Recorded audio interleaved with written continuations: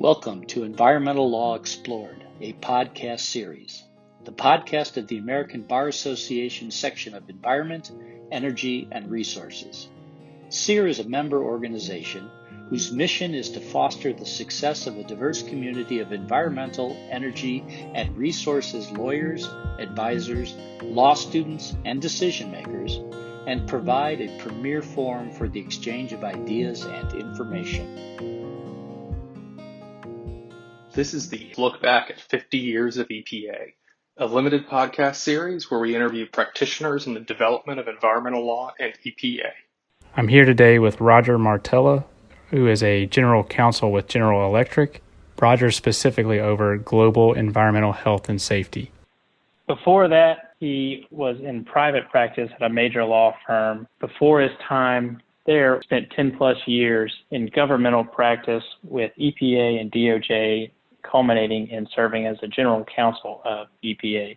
Roger, thanks for joining us today. Thanks, JD. Happy to be chatting with you. Could you tell us maybe a little bit about how you first became interested in environmental law? Sure. I think I'm, one of those rare people who only went to law school to pursue environmental law. I grew up in kind of a very rough and tumble part of Philadelphia where we had a Italian bakery, and we had never really gone anywhere. It's not uncommon for folks from there. I know people today, close family members who've never been more than probably 10 miles from our homes in our neighborhood. And so when I got away to college, I was kind of woken up for the first time to understand the country and the planet was more than just a concrete jungle. And it really made an impression on me. And so in college, as I was getting a little more senior, decided that I wanted to have a better understanding of, how to protect the environment, and looked at policy programs and law programs and decided that, I would at the minimum want to understand the legal side because that sounded the most complicated. That didn't mean I would necessarily become a lawyer,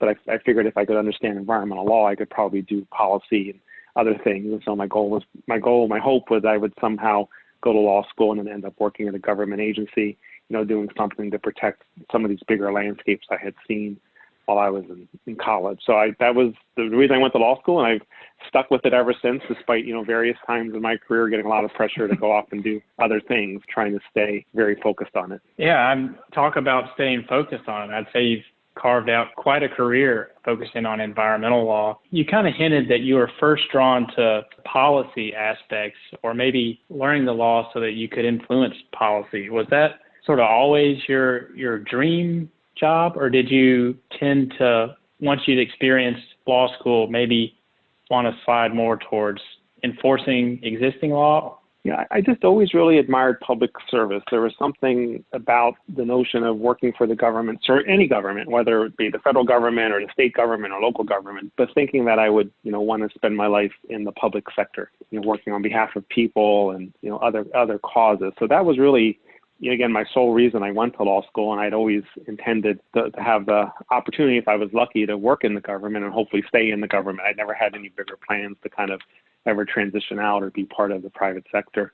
Can you give us a little bit of history then, transitioning from life at law school and into finally practicing for the first time? Did you step immediately into a role at a governmental agency, or did you clerk for a little while? How did you transition from law school into actually practicing? It was a little roundabout, but, very lucky and fortunate in that my first summer in law school, I was approached by the Justice Department because I had some interest in Native American issues as an undergraduate. And I had learned that there was something called the Environment Division in the Justice Department, which I never knew about, and that they had a section that focused on Native American issues, protecting Native American issues on behalf of the trust responsibility of the federal government. So this was completely the dream job for me. I couldn't imagine anything better. So they offered me an unpaid internship that summer, and it was just the opportunity of a lifetime. And I loved every single minute of it, to the point that when the internship ended, I just kept working and no one even realized I was not supposed to be working, but I didn't want to leave, and they were happy to have me stay. And at some point we realized that, we had to move on. Those folks were terrific, and they still are. They stayed in close touch, and we were kind of had an understanding that the time would come for me to rejoin them after law school. I ended up clerking for a year in the 10th Circuit for an amazing judge, Judge Ebell, who, helped me hone my writing skills, my research skills in an area that was very busy for environmental, natural resource and Native American issues. And then was trained for a few years as an associate at Sidley Austin, which, I'm a big believer that law firms are the best place for young lawyers to train. And then probably about a year and a half into that, or maybe 2 years into that, we were able to make the connection to return back to the Justice Department with the group I admired so much and be able to become a trial attorney on working on these Native American trust issues. Wow, that's quite a whirlwind trip, and I can definitely relate to trying to stay on somewhere because it's a great fit, and maybe overextending your welcome, though it sounded like they still were glad that you were involved, so quite a good story. What was early life like at DOJ handling these Native American issues? Sometimes I think you could almost write a book or a Netflix miniseries, although I don't think people would believe it. Some of the most profound experiences of my life, working in areas of the West on Native American reservations, trying to understand, the severe conditions and the really concerning conditions of trying to protect their environment and ensure a safe place for vulnerable populations. But just being in areas that I couldn't even imagine how remote they were, and having to, interview witnesses along, remote roadside forest roads where they're checking me out and trying to figure out who I am in the back of barbecue restaurants and all these things that, really made an impression.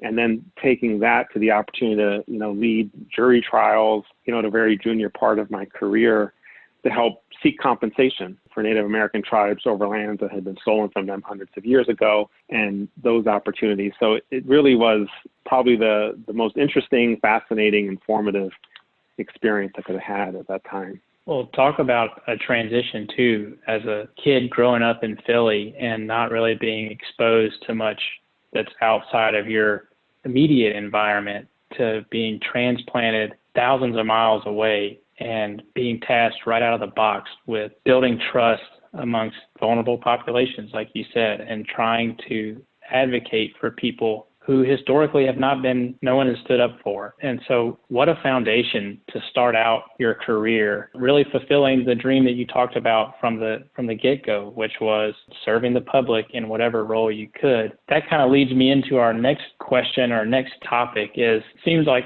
eventually you transitioned into bigger, or maybe bigger is not the right word, to different areas, expanded your practice beyond just what we've talked about right now. What sort of was the next area that you were able to grow into while working for the government? What happened then, and I think this is so important to point out, is I had two huge advocates in the government, because I think I never would have gotten anywhere without other people. It wasn't my success, it was other people giving me opportunities. And at the Justice Department, John Cruden, who was a Deputy Assistant Attorney General at the time, for whatever reason, he decided he was going to kind of make an investment in me and making sure that I had opportunities to take on bigger cases and responsibilities and things that were really important. That managed to get the attention of very senior people at the Justice Department. I was hired by the Clinton administration, but at this point we were in the Bush administration. As a result of that, they wanted to continue what John had started and finding more opportunities for me. And so they introduced me to the other person who's been hugely critical to me, and someone who I'd never be where I am without her, Ann Klee, who was the General Counsel at EPA at the time. And she asked me to take the leap to come over and be her deputy. At the time, the lead deputy in the General Counsel's office at EPA was a career person, not a political person. I think they've switched that recently. And so I was a career attorney. And so she asked me to come over there and be that what they called the principal deputy, which was a bit of a leap for me, because even though I focused on environmental law, I'd spent all the time at the Justice Department, mainly focused on natural resources law, Native American law, and NEPA and ESA, and EPA is all about the Clean Air Act and Clean Water Act, CERCLA. So I had a lot of learning to do, but it was a great challenge. And working for Ann, one of the smartest, most talented people I've ever met, just really challenged me to a whole other level of kind of performance in general as a lawyer. And so that, I think the combination of John and Ann just kind of being advocates for me, as well as other people in the administration, led to the transition over to EPA. So do you remember sort of roundabouts when you first made that transition from justice to EPA? I think that would have been around 2005, maybe 2004, 2005. I'd been at justice, I think, 7-8 years at that point. So you're joining EPA sort of when a lot is going on in the world. A lot of changes are happening. What was, besides being tasked with, responsibility for a lot of different statutes that you hadn't previously worked on as much, what was this period of change and personal growth like in the context of environmental laws really coming into its own and has changed a lot since EPA's foundation in the 70s? Yeah, and it was, looking back on, I never would have predicted this, but it was a time of, probably the most significant change in the agency's history since the beginning of the agency. The agency obviously was founded in the 1970s and did a tremendous job kind of building itself up with these new statutes. And then in the 1990s, there was some new direction from Congress where they pivoted on some things and implemented some new programs. And while I was there, I was kind of working to implement those programs. I was in this 1990s era that we've got to, continue to enforce the Clean Air Act and the Clean Water Act and CERCLA and constantly develop ways to make them work better and more efficiently and get better protections and also be cognizant of the, pragmatic aspects of them. So that's what we were doing, kind of conventional environmental law stuff, which was great and exactly what I wanted to be doing. But in the midst of my tenureship, when I became general counsel after Ann's departure, the Supreme Court changed everything when it issued its decision on April 2nd of 2007, Massachusetts versus EPA. And for the first time handed EPA the legal authority to address climate change and greenhouse gases. And it's hard to believe now, but even at that point, climate change was not a mainstream topic. It wasn't kind of a back burner topic, but it was a little bit out there. There wasn't the sense of urgency by far, in the mainstream at least, that there is today. It was something that seems important. At some point, people are going to figure out and get to it, but it wasn't like the front burner issue that it is today. But when the Supreme Court gave EPA this authority, not only gave it the legal authority, but it really legitimatized the issue. The debate over climate change, is it important or not, was basically answered by the Supreme Court. And so I think, the most significant thing when I was there, just fundamentally created a new era for the agency where they had this new authority to address climate change. It's become kind of the overarching theme, I think, for the last 10, 12, 13 years or so. And it's created a host of, issues too about the intersection of the environment and energy that they've had to grapple with. So being there for the beginning of that was probably the most significant thing of that tenureship. Yeah, talk about getting the rug yanked out from under your feet. One day you're kind of going about your business, focus on traditional, efficient enforcement of existing statutes. And then time goes on, your career progresses, you get to be the general counsel for the agency. And then, lo and behold, the Supreme Court decides greenhouse gases are air pollutants under the Clean Air Act. And you definitely have worked up enough expertise to sort of understand what's coming down the tracks. This kind of brings it back full circle to your early days at college. How do you go about, in the wake of such a landmark decision, figuring out how to operate and how to proceed and how to set policy in the light of such a radical change? It was both a moment of embarrassment and a moment of huge pride long term.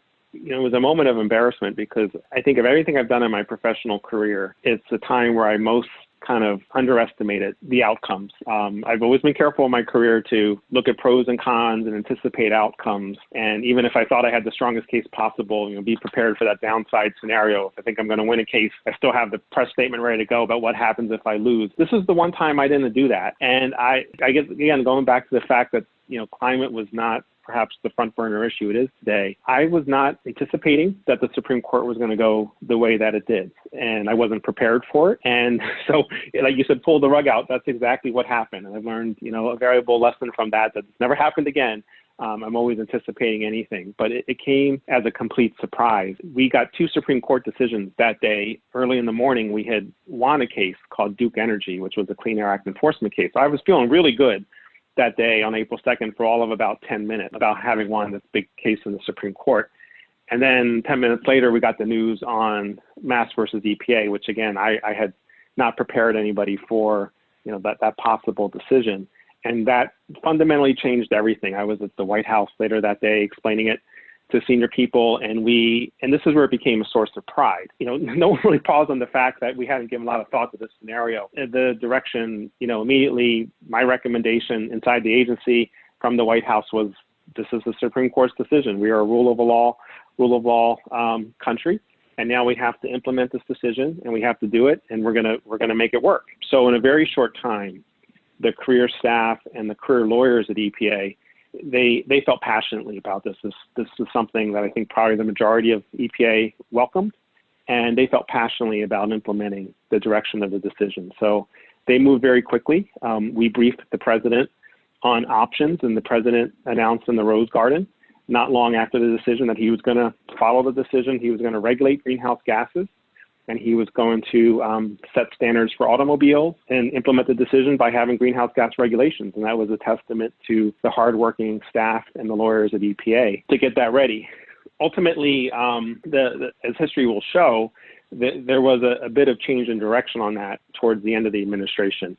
They did run into a clock towards the transition from the Bush administration to the Obama administration, and it was reconsidered. And I think the decision was made that rather than kind of take the step for the last couple months of the Bush administration to get into this climate change issue, to really leave it to the Obama administration or the next administration at the time to figure out where they wanted to go. So in place of an actual regulation, what the staff did again was really monumental. They ended up creating something of a Bible, encyclopedia, that basically, I think it was like over 600 pages, that basically presented kind of every way that you could reconcile the regulation of greenhouse gases with EPA's existing regulatory authority, and was able to hand that off to the Obama administration folks, who very quickly, I think within weeks of being in place, took that and started to announce the first regulations of greenhouse gases consistent with their own agenda. So it was like I said, it was both an embarrassment in the first couple of hours there, but I think a moment of pride just to see how quickly these huge teams of people felt so passionately about this and were able to mobilize to move forward with the implementation. Yeah, and talk about sort of, I'm not going to try and blow it out of the water and say it's like the crowning achievement, but talk about actually being able to distill down, like here is every instance and every interaction of the regs and how they could be used to regulate greenhouse gases. And here's your options, and here's what you can do going forward. What a helpful way to transition from a just getting started, here's the basics, we're trying to put our hands around this issue, and really get down to, all right, here's how you brass tacks of how you move the ball forward. And I think that's been a consistent theme through some of these interviews, is that the fine folks at EPA are consistently trying to move the ball forward. What impacts were you able to see besides this sort of whole new regime on climate change? How else did that impact your time at EPA as the General Counsel? Do you kind of see any themes that were constant, or was the whole tenure sort of one of, we were like this, and then there was this upheaval, and now we're like this, and now there's no going back? What was your overall time like? I think it was like a reinvigoration. I mean, obviously, EPA emerged out of very serious problems in the 1970s of people getting sick from Love Canal, the Cuyahoga River, smog in big cities. And so people saw that there were very serious problems that were impacting them and their children and their daily lives. And over the course of decades, EPA had, addressed that from many people's perspective. Obviously, there continues to be significant environmental justice issues to this day, and everybody has the benefit of the same protections, which is a big concern. But I think from a general public standpoint, when I was there, what we were doing prior to Mass versus EPA, it's like we were trying to make things incrementally better, maybe more efficient, maybe trying to improve on the way something was implemented. But I almost think people were taking for granted that, EPA was doing its job and the environment was clean and protected and so on, and get into some squabbles over some minutia. I think the climate change era, Mass versus EPA, and the second era, I think it kind of reset it back to the 1970s, that again, because the court really legitimatized the issue of climate change, it made kind of the general population, I think, really passionate about these issues again and about EPA. It elevated the profile and the role of EPA, I think, to this day, very much. It's obviously was a major part of the Obama administration's agenda, and the Trump administration has reminded us frequently that what EPA does is having a significant impact. And I think it's going to be, whatever the outcome of this election, is going to continue that elevated profile. So I definitely saw kind of a reinvigoration of just an understanding of the importance of the mission, similar to what I'd heard about those early days at the agency. And I think that's another great point to make about the development of the agency itself, is that there are these eras of major change, like the 70s you're talking about, in response to pressing environmental issues of the time. And then exactly what you said, there's incremental change and implementing just small steps to continue to make the process better, to improve outcomes, until all of a sudden there's another sea change in outlook. And you touched briefly on environmental justice concerns. Is that maybe the next big area that EPA is going to tackle? Or if you had to look down the road 50 years, what do you think the next sort of big sea change will be? Well, on environmental justice, I'd like to believe that everybody, Republican or Democrat, would agree that that's an area that warrants significant focus, and that everybody, particularly vulnerable populations, have the same right to clean air, clean water. And that's not to suggest there hasn't been progress made. I think probably there has been, but I don't think we can take that for granted. There's more that needs to be done and has to remain kind of at the center of any environmental policy. I think to your question about the next 50 years is, I believe the agency will continue to do what it's always done, which is to protect people from conventional pollution, continue to clean up lands and have them redeveloped into amazing opportunities for living and recreation and housing and commerce, to make sure that water is ever cleaner and the air is breathable and children with certain conditions can go out to the parks and have the same enjoyment as everybody else. I think what, the big challenge is going to be obviously addressing climate change and the sense of urgency to do that. I think the sense of urgency has only gotten more serious with every year, but the challenge has been that Congress has not kind of responded to that sense of urgency, that Congress has been stagnated. And this is the thing I think that distinguishes my early career versus, more recently, is just the lack of the ability of kind of Congress to come together and get important things done in this space. When I was working on the Native American issues and the natural resource issues, I was so impressed looking back at 50-year-old statutes, 60-year-old statutes, and how Congress came together to think really big and do huge projects and take really bold steps to lay the foundation for these issues. And that's just lacking right now. So I really think that hopefully in the not too distant future, we'll move past that, because again, whether it's a Trump administration or a Biden administration, they may have all the good intentions on any of these issues, but without the legal authority to take the necessary action, they're just going to be handicapped. And given the sense of urgency, the clock is kind of running on these issues to be able to move forward. Yeah, I tend to agree with you. Maybe the next big sea change isn't to an area of law itself so much as to the institutions that are charged with developing and implementing statutes and then regulations. It's going to be interesting to see, I think, the consequences of our sort of delays in addressing climate change, but we'll see how the agency responds, if they're given the flexibility to respond as needed, and how the interactions between EPA and other governmental agencies and the law continues to shape the direction and scope of environmental law in the future. A big question, a lot of big ramifications. Maybe to swing it back around, we talked about this a little bit earlier in the conversation, and you admitted that the mass decision caught you off guard a little bit, but it wound up being one of your proudest moments was the response after the fact. Do you have any other sort of big memories, big takeaways, proud moments, sort of looking back at your tenure at EPA and DOJ? And to make this question even longer, do you remember anything while you were there as being particularly like, I'm going to give myself a pat on the back. Today I did a good thing? Well, I'd like to think that probably most of those things are the things that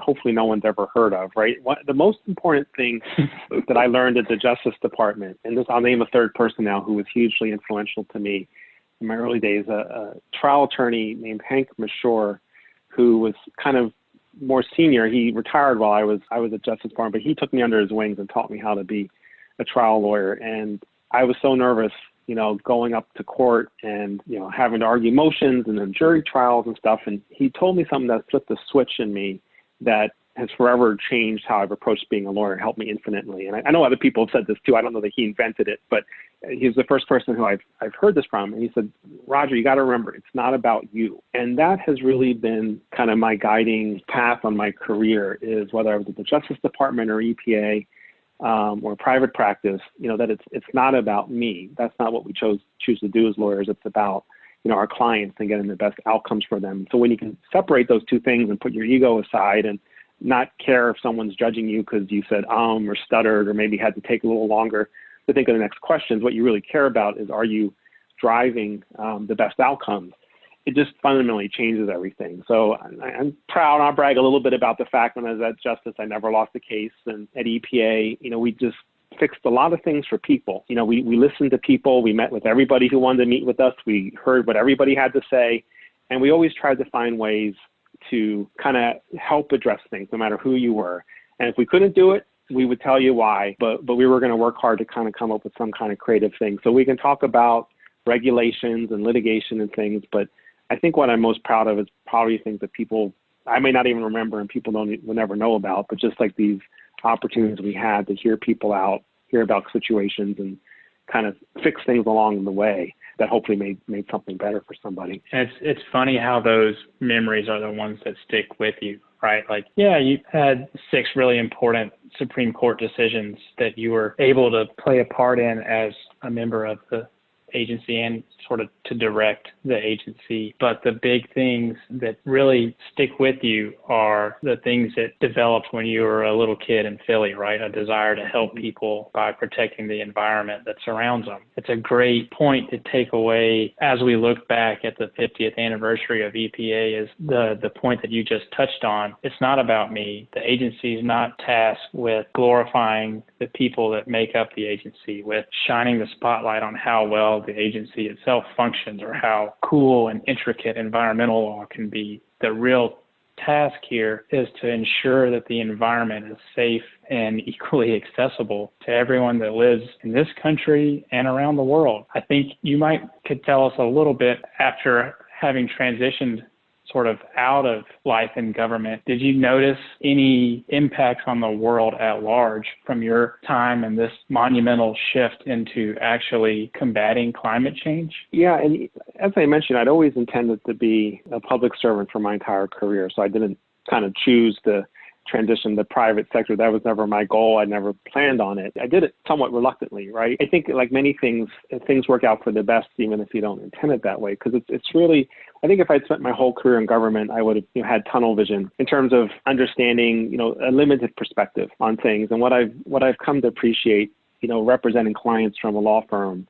very diverse clients, and now being in-house at an incredibly complicated and diverse company, and along the way continuing to do a lot of rule of law issues and environmental justice issues and climate change justice issues, is that the more we can have a breadth of opinions and perspectives, the better things are going to work and the more progress we're going to make. That no one can really solve any of these issues on their own. It takes a combination of law, policy, technology, science, if we're really going to have an impact and make lives better for people, because that's what we should be doing. It shouldn't be about kind of just taking positions for positions. So I've definitely come to appreciate that broader perspective. And what I've tried to do is, wearing different hats, having had these experiences, trying to just push things toward win-win situations. Having been in the government, I can, work with a company or a client and understand the perspective of, okay, this is what we want, but this is what the government needs.